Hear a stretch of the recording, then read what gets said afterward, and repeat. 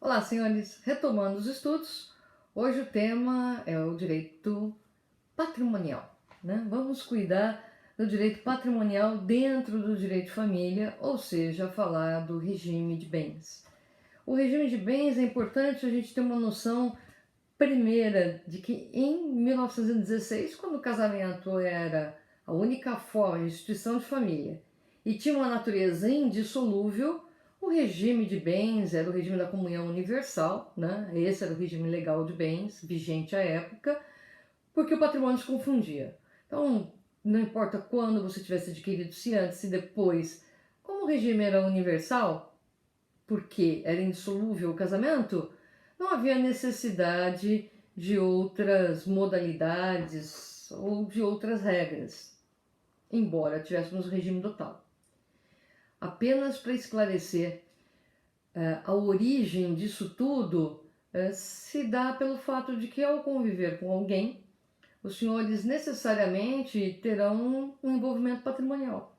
Então, não que isso seja a tônica mais importante do casamento, e não é, mas ela não pode ser descuidada ou descurada, deixada para trás, de nenhuma forma, porque isso daí, mais dia, menos dia, começa a, pelo menos, trazer alguma insatisfação.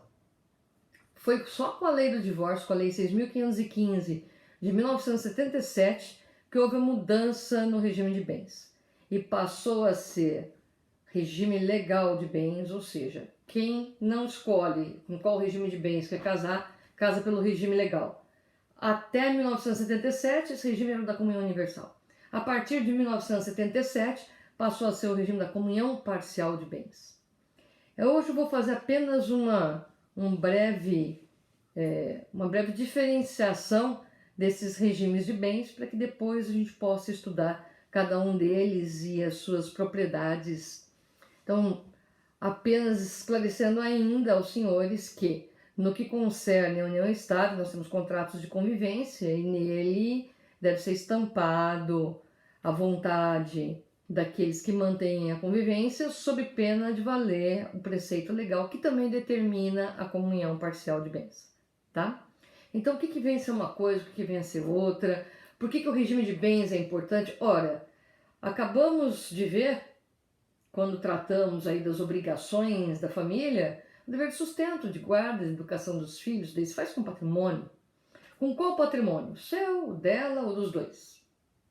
E quando tiver dívida contraída por um, em termos da empresa de um, o patrimônio da família responde? Todo ele, parte dele.